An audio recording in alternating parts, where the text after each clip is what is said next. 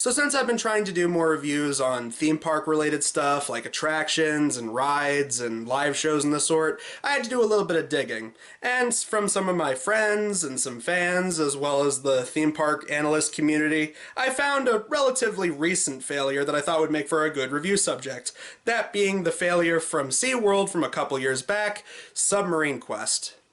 So the history for this one is an interesting one, to say the least. It goes back a way, and in some ways it's similar to another theme park failure, Disney's Superstar Limo. This was a project that came out in the midst of company meltdowns, and it seemed dead on arrival once it was finished. A ride that nobody wanted and was rarely ever enjoyed. Now, in Disney's case, they had to scramble to rework the ride after the tragic death of Princess Diane, since the ride's original theme was speeding to dodge paparazzi, so they had to alter it in the light of the tragedy. And in a very similar vein, SeaWorld had to scramble to get Submarine Quest out to the public. You see, in 2013, a documentary came out revealing a lot of shady things about SeaWorld and their treatment of marine life, specifically their orcas.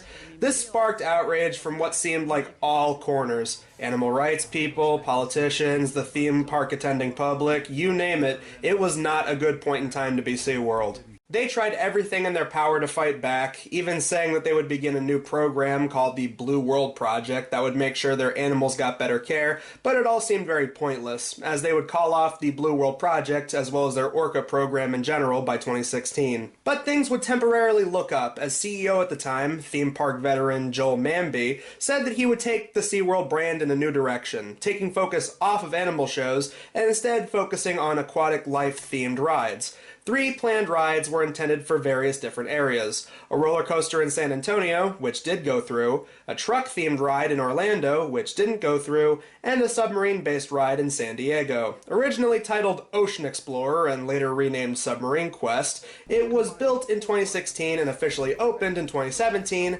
and closed early 2018. It was intended to be the big attraction that would show off the newly reinvented image for SeaWorld, their new flagship ride that would take people through various aquariums and give park goers the illusion of being in an actual submarine viewing aquatic life.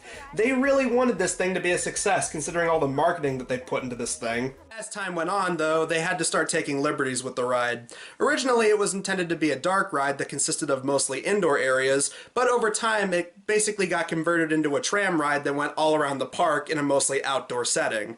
Not that there's anything wrong with that in theory, but let's see what made this so bad. What made this the ultimate failure of recent SeaWorld endeavors? This is Submarine Quest. So the guests would wait in line in the outside queue, and there would be these screens that had Captain Sparks and the automated assistant Link welcoming the audience. The ROV remotely operated vehicle of exploration and research, or supercomputer of the sea. Because it wouldn't be a piece of family entertainment if they didn't try to crowbar in some kind of annoying sidekick character, right? Once you enter the building, you get into a comically small submarine car, and you immediately go outside again.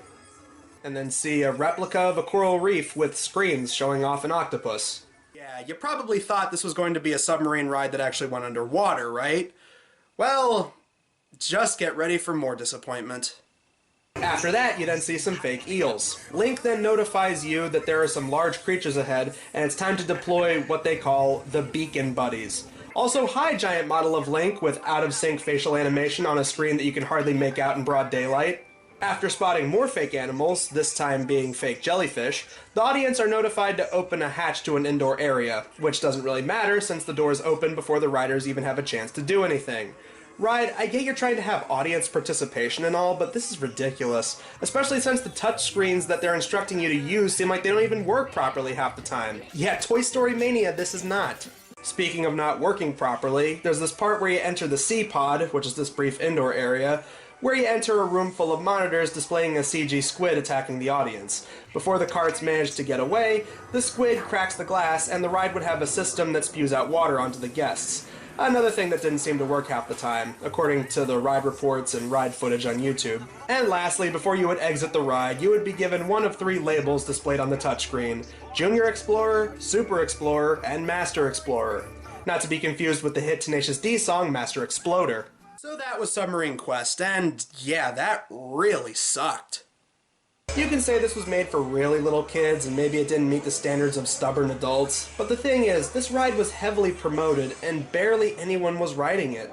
The ride is too slow and quite boring, most of the audio from the cute computer mascot character is annoying, and it just feels like a major case of false advertising. You advertise a ride as being submarine based and it's mostly an above ground tram ride. I don't have anything against tram car rides, I enjoyed the one in Disney World when I went there a few years ago, but it's because it was fun and quaint and it gave a nice view of the park. Hell, if you want a good submarine ride done right, Disney has one with the Finding Nemo ride, scary anglerfish animatronic and all. Or Legoland's theme park submarine ride for that matter. At least you actually go underwater in those rides. Not only does the apparent failure of this ride remind me of Superstar Limo, but its slow, droning, sometimes annoying contents remind me of It's a Small World. It just takes off at a snail's pace and you're just being yelled at by an annoying goofy sidekick attempting to be cute. Add 15-minute song numbers and some questionable stereotypes, you got It's a Small World at sea. God knows they tried doing that with the Christmas edition of the ride with Little Mermaid singing Christmas songs. Get this, in the summer of 2017 when this ride first opened, half the time it was shut down for fixing. Aside from the constant malfunctions I mentioned earlier, they usually ran 2 subcars instead of the 7 that they had built. It was that broken.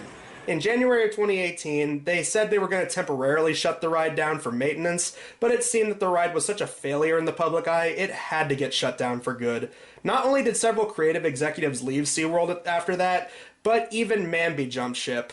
Not just because of the ride, of course, but he did make it clear that he saw the ride as a disappointment before he left. You know it's sad when a drunk Ron Burgundy starts ranting about dolphins to an audience of people who start booing him is a better SeaWorld attraction than this was. What'd you say? Look at you with that permanent smile. You think you're so smart with your secret language, you just fart out of the top of your head.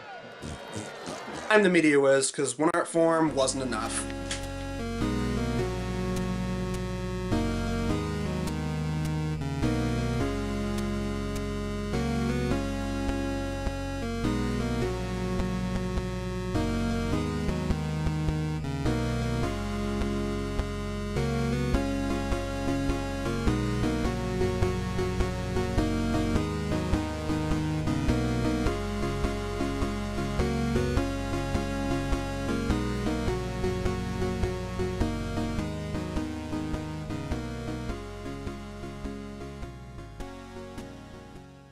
Supercomputer of the sea! Shut up! Super awesome computer! This is like totes my goats awesome!